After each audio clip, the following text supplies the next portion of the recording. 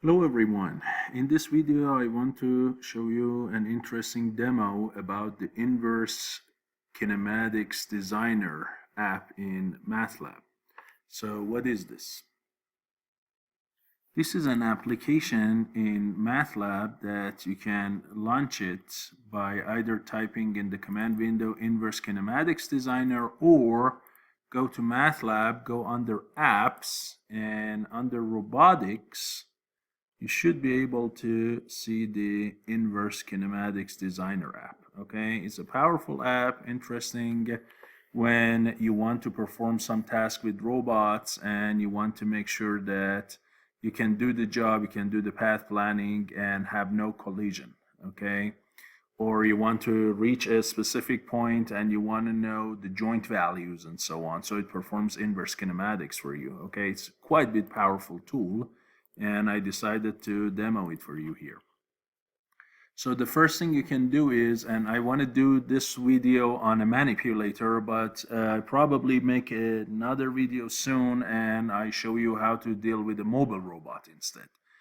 But here I want to do a manipulator, and to have collision or not collision, I want to create some collision objects.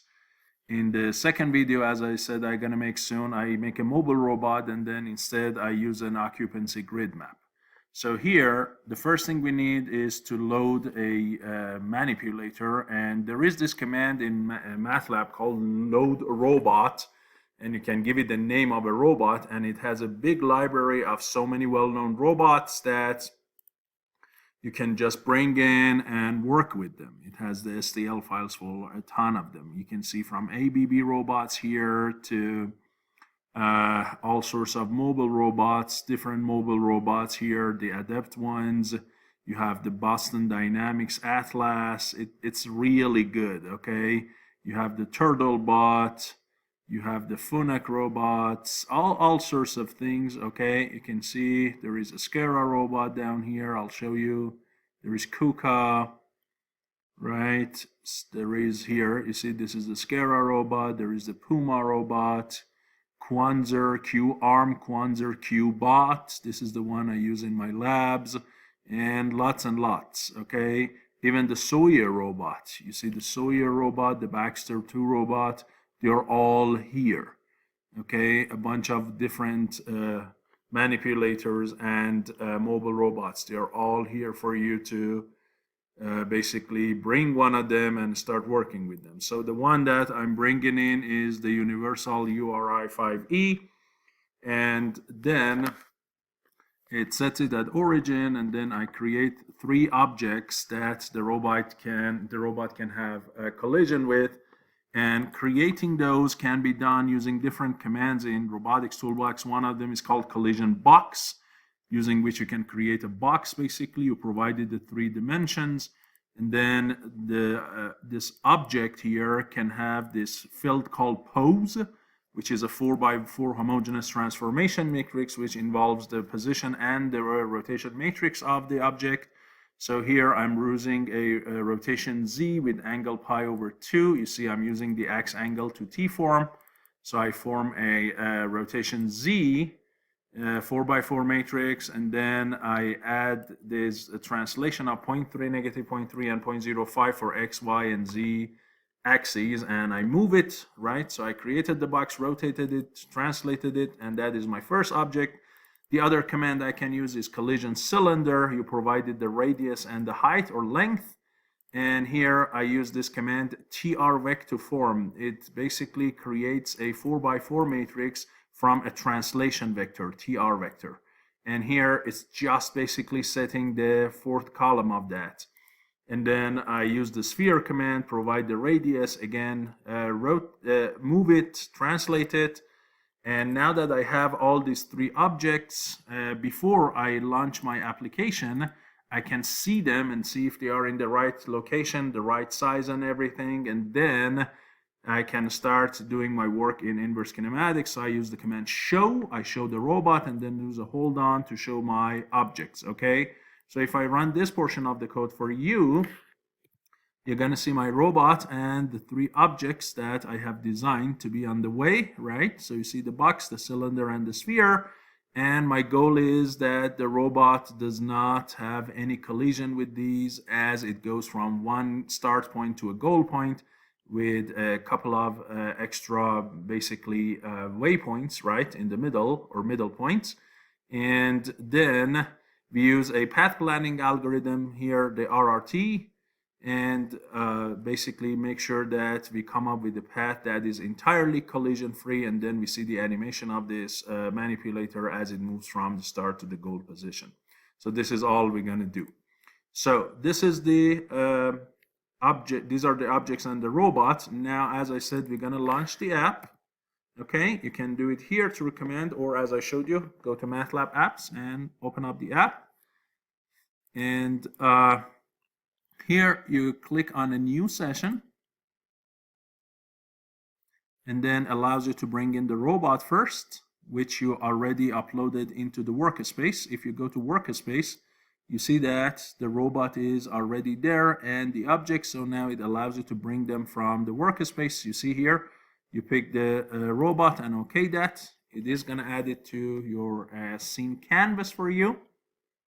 And then you can bring in your collision objects. There we go. So that is my what? That is my robot, right? So this is the robot, and then you add the collision objects here and bring in as many objects as you want from the workspace. So I'm going to bring all three of them, and I say add. There we go. This is what I just showed you using that show command. So now in this environment, I want to do basically follow a path from start point to an end point and make sure that there is no collision. Okay, so what do we do next?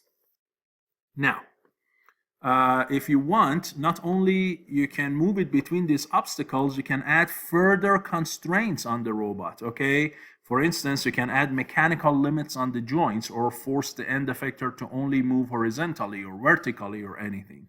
And any constraint that is violated or still valid, okay, and not broken, you can see them all on this left panel. So let me show you here. You see right now, the only thing I have is marker post target, which is basically where these markers are. If you can see here, it allows me to move my end effector right now in any direction by basically grabbing these three spheres and move it in any direction, and also by moving on these circles I can rotate it in any direction. Now how do I know the end effector is on these markers are on the end effector? Here, if you look here, it says marker body is on the tool, but if you want, you can put it on any part of the robot that you want. And all of the parts of the robot are here also on this left window, top window. So if you click on each one of them, it is gonna highlight it for you, right? So look, this is the base link inertia, this is the shoulder ring, this is the upper, right, forearm, wrist, and so on and so forth. And then this is the tool. So the good thing is here, you can highlight any part of your robot and also any of the objects. Okay, you see? So these are all STL files, as I said, and you can highlight them and see them, right? Now, as I said, if you just simply go ahead and grab this point here, right, one of these points of the end effector, and try to move it, look what happens. You see? Or let's say I want to grab it up here. You see, it immediately updates and finds an inverse kinematic solution for being in that position.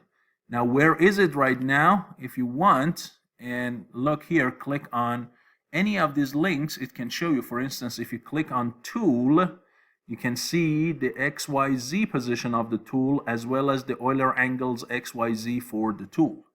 If you click on the flange, right, again, you can see the XYZ for the centroid of it, and the Euler angles, and so on and so forth. You see, as I click on each one of them, you see the orientation of each rigid body, as well as what? As well as the basically the location of the frame. Actually, it is the location of the beginning of the frame, the origin of the frame, not the centroid necessarily. So it's the origin of that frame that is attached to the body. okay, not the centroid. So I correct myself here. Okay, and now if you want to exactly move it to a specific point, let's say this end effector, you want to go it's exactly specific x, y, z, specific angles, right? Because if you click here on the tool, you can see the values, but if you try to type in a different value here, you see here I highlighted it and I'm trying to type in a number, it doesn't allow me. So if you want to be able to manually type those numbers, go here to this marker pose constraint, which you can see down here. If you click there, it gives you this window and it shows you the same XYZ that you can see here. They're up there and the same Euler angles, but this here, it allows you to exactly type in. So let's say I want my X to be exactly at 0.6, my Y to be exactly at 0.2, and maybe Z at 0.3, right? And then maybe the Euler angles negative 90 degrees, 0, negative 180, correct? So you see all of that, and clearly here you see that the marker is off from the tool here, right? You see it moved here from the end effector. So if I say apply, look, it takes it there. Okay, so now you're exactly at the point that you want to be, and what did it do? It did for you basically a inverse kinematics and moved your joints exactly where they should be, such that your end effector ends up where you wanted it to be. Okay, and you can see the physical robot here. Now you might want to say, well, yes, it did inverse kinematics, but where is it? Where are the joint values, right? Here I have a bunch of joint values. How much are they? Well, all you need to do is to click on that member. So let's say, for instance, I want this forearm link, this one, and I want to know the angle of it. So here, as I said, it shows me the mass of it and the center of mass and everything. It doesn't show me the joint angle, but if I open it up, expand it, you see I have the elbow joint, and if I click on the elbow joint, you see here I have the transformation for this transformation show me the here this one shows me basically the offsets in the robot. It shows me the limits on that joint, and then it shows me exactly what the joint position. So you see the joint value here is 77.15 degrees, which is within the limits. So it is absolutely what? It is absolutely giving you the joint values, and it shows whether it's within the mechanical limits or not. Okay. Plus, again, this joint to parent and child to joint shows you the offsets and the way that you should assemble these members together. Okay, so you can clearly see that. Okay, so far we have seen how the inverse kinematics works and so on. Now, let's say, as I said, for instance, you want to, on this joint, you want to change the joint limits. It was negative 180 to 180. If you want to change that, how would you do it? Then you go here and say add a constraint. And it says, what kind of constraint do you want? Do you want to apply a pose constraint, a Cartesian bound, so your end effector can, the pose of the end effector has constraints, the position of the end effector has constraints, the end effector should only aim at a specific point, right? Do you want to put joint bound constraints, prismatic, revolute joint, fixed joint, whatever, right? So you see there are lots of things here, and let's say I want the joint bounds constraints, right? And here are all of what? These are all of the upper limits of all of the joints, and these are all of the lower limits of all of the joints, and these are all the weights for those. You see they are 1, so they are all equally important. So if you want, you can change them. If you know which one they are, you can change it here, or if you don't know what they are, okay, if you don't know which one of those numbers correspond to which, my recommendation is this. So you do this one. Look. So here I go and say what? I want to add a constraint.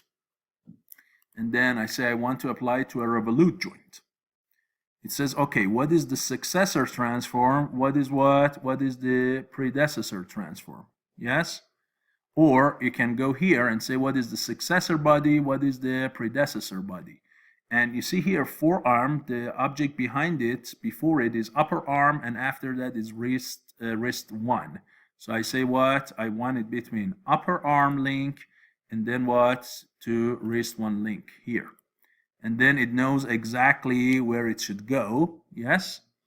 And here, if you want, you can change these transforms. That is the way these members are assembled together. So I don't recommend you change those transforms. But if you want, you can come here to the joint limit. You see the joint limit of that is negative 180 to 180. Maybe I wanted negative 160 to positive 160, huh? And then I apply that. Okay? Yeah? And I close that. And then down here, if anything is violated, any joint that is violated, you can see what? You can see a red for it. You can see a red for it, and a red means that that constraint is now violated, okay? Right? Another thing is checking on the collisions, right? So you can check on the collisions. So if I click and say, hey, check for me on the collisions, you see that right now everything is green. So nothing is what? Nothing is problematic here. And the thing it does, and that's beautiful, is not only it checks whether the robot is basically colliding with the objects, it also makes sure that the members of the robot do not collide with each other, okay? If the robot has the capability to collide with itself, that self-collision can also be checked for you. You can clearly see with these robots, especially when they are redundant and they have so many degrees of freedom, there is a good chance that, especially if the mechanical limits are negative 180 to 180, all rotary, there is a good chance that you can have collision, unless you have some mechanical limits for them so they don't have collision, okay? Let me show you a case here. So here I don't want to put any limit on it, so I right click on it and I can edit that constraint, or I can what? I can simply delete that constraint. So whatever you don't want, you can just edit it or delete it here, right? Now, as I said, let me show you a case of collision here. So let's see. So here we go, and move this end effector a little bit this way so it goes into that box. So let's see if it hits it. Not yet, but can definitely make it hit, right? Just need to bring this guy a little bit more this way, maybe a little bit more down, and there we go. Now clearly you see that the robot has collision with the box. So now if I say check collision for me, immediately it will highlight in red all of the members and all of the objects that have collision. Okay, so clearly you see that the forearm here and that box do have a collision. Yes? And again, as I said, you can check this option. This one is ignore self collision. So only focus between robot and the objects. If you check this, then it only checks what? Checks basically the robot and the object, not the robot with itself. But I recommend that you turn this on all the time, unless again you implement some mechanical limits. Otherwise, there is always a good chance of what? Of collision. So I have shown you what? I have shown you how to bring the robot, how to do inverse kinematics, how to move the end effector, add some constraints, add objects, and so on. So let's go back to this demo. By the way, all of these commands are directly coming from MATLAB. I just modified some and added something so I can explain some more material for you. So I explained all of that. Now it's time to what? Move end effector between a start point to an end point using a midpoint here or a couple of midpoints. Okay. And as I said, you can use marker post constraint to accurately put the end effector wherever you want. And you can also attach the marker body to any link other than the end effector as well. Okay, so let me show you that. So you see here, as I said, the marker is attached to the end effector, so you move the end effector. But if you want, let's say I want to move this forearm, right? I can go ahead and say attach it to the forearm for me. marker. But you see now it's attached to the forearm. So now if I move this, it's the frame attached to the forearm that is going to move, not the end effector. You see that? Look here. You see?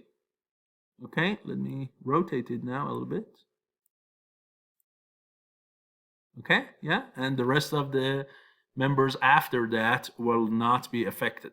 Okay, so it's completely what up to you to attach it to wherever you want to attach it. Okay, good. So now we want to do some task, huh? We want to move this end effector from somewhere to somewhere and do a collision-free path planning. So let me move it all the way here. And I try to go through the objects. Then maybe bring it this way, a little bit this way, further. Okay.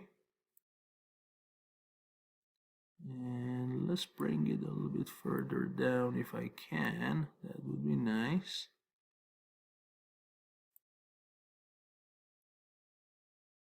Okay, so let's say this is the first point that I want my robot to be.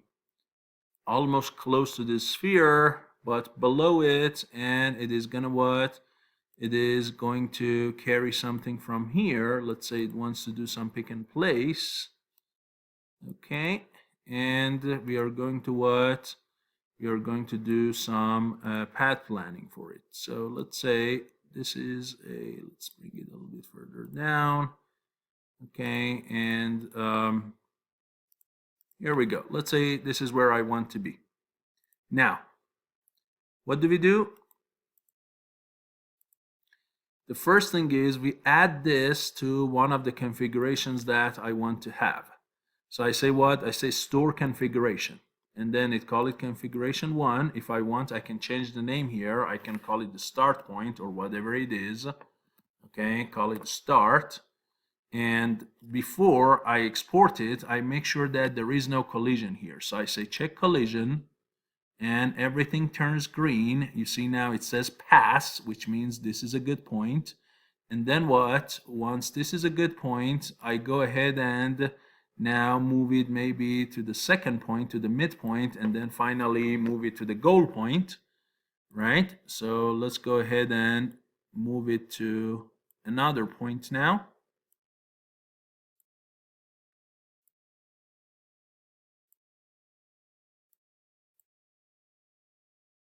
Let's see, and you always check, make sure there is no collision or anything. So let's say this point.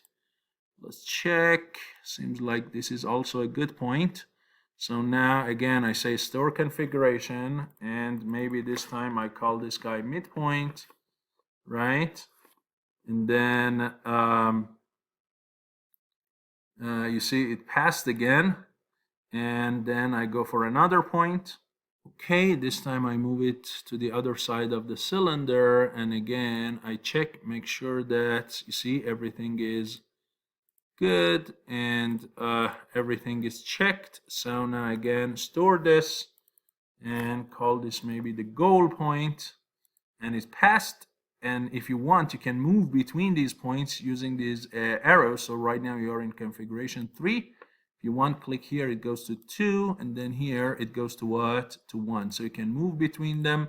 Anything you don't want, you can highlight it and you can delete it, right? If you want, you can move that configuration up and down. So for instance, you can make the midpoint to be the goal or goal to be the midpoint. So you can shift them, and then you can say, for instance, midpoint snap to this configuration, and then it takes you to that configuration, okay?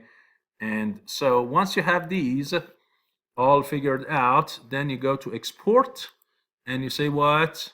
You say now go ahead and export these configurations for me, and it tells you which one you want. So let's say I select all 3 of them and I say export.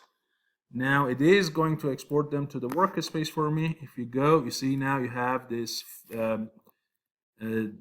structure called waypoint data. And all 3 configurations are here. the x, y, z, Euler angle x, Euler angle y, Euler angle z are exported for all three of them. So now it is time to do a path planning, which is connecting these points using some basically other extra nodes that when you pass from node to node, you make sure that there is no collision. That can be done using this command called manipulator RRT. This is a powerful command in robotics toolbox, and all you need to pass to it is the robot and then the environment. And here my environment is made up of the three objects that I have. So I combine these objects into environment, pass the environment and robot to it, and I say I want to use the RRT, right, algorithm, which I have a video for it on the robotics playlist. You can see how RRT works. So you create the planner, and then there are some settings for the planner that you can do. For instance, the maximum distance, the validation distance, the ignore self-collision, and skipped self-collision. What are these? If I say ignore self-collision, 0 means do not ignore self-collision, and that is what I recommended you do. If I say skipped self-collision, then it says adjacent or parent, which means if a member is adjacent or next to another link, I'm not going to check collision of these two. I'm going to check collision of, for instance, member number 3 with any member other than 2 and 4 that are right adjacent to it. Or if it's parent, then I'm only not going to check 3 with 2, 4 with 3, but with any other member.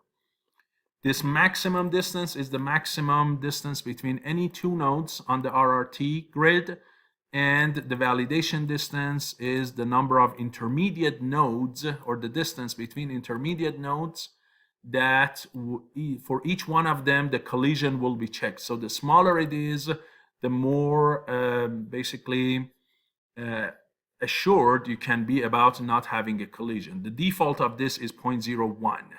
But if your workspace is bigger, you might use a little bit bigger numbers, and default is maximum distance is 0.1, but again, you can change it. And let me just show you the MATLAB help on this manipulator RRT. So the way it does it, it goes from the start point to the goal point using two separate branches of trees, and then tries to connect these two together as well. So you see here there is one extension 1 and then extension 2, and then it tries to find some nodes with minimal distance to connect them together. And the maximum distance, as I said, is the maximum distance between the nodes. Okay, there is this option called enable connect heuristic. If this option is true, then it ignores this maximum distance, so it can connect two nodes with distances larger than this maximum connection distance. But by default, this option is off, and it's off. You won't see any branch in this graph with connecting two nodes that it has bigger size than the maximum connection distance. Okay, so here it's not going to connect this to this because it has more distance. So you need to create an extra an extra node here in order to be able to connect them. Okay, so here I have set up those parameters. The number of points is 30, and of course, you know, this is a random method, so the location of the nodes that it creates is random each time. And here it goes, and for basically the number of important points that you had, which is 3 here, it is going to create 3 segments for you, and then those segments are broken into smaller segments, and along each you're going to have a ton of validation points to make sure there is no collision.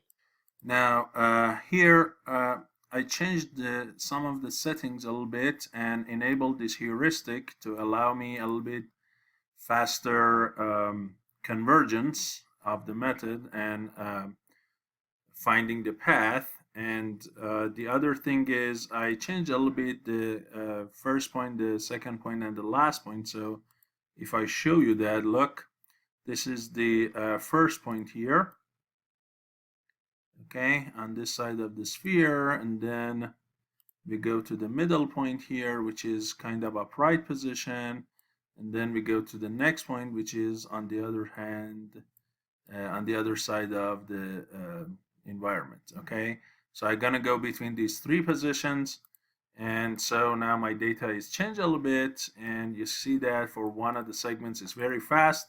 For the other one, so this is between start point and midpoint, and then this one and this one, and you see that for these three different paths that it finds, the time that it takes for it to find the solution is quite a bit different. So once you have these different paths found, then you're going to do this visualization. And as I said, this animation for loop and everything, I basically directly copied from MATLAB demo. And here, if you want, you can come here right now and run this section. And as I said, you can see the animation of the robot doing the